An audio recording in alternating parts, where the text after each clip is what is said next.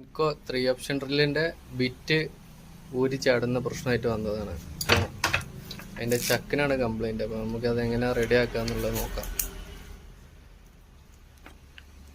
അത് ലോക്ക് അയക്കണം.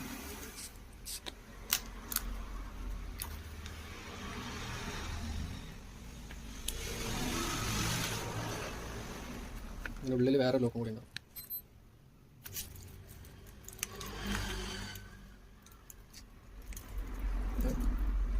ഇതാണ് അതിൻ്റെ ബോൾ ദൂരി ചാടിയതാണ്. ഒന്ന് ആദ്യം ക്ലീൻ ആക്കാം നമുക്ക്. അത് ഒന്നുകൂടെ റീസെറ്റ് ചെയ്യാം.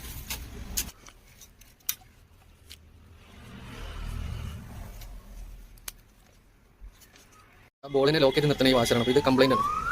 അപ്പോൾ അത് ഫുൾ സെറ്റ് മാറ്റണം. ഈ ചക്കിൻ്റെ ഫുൾ സെറ്റ് ഇങ്ങനെ കിട്ടും. ഇത് ഫുൾ സെറ്റ് മാറ്റേണ്ടി വരും.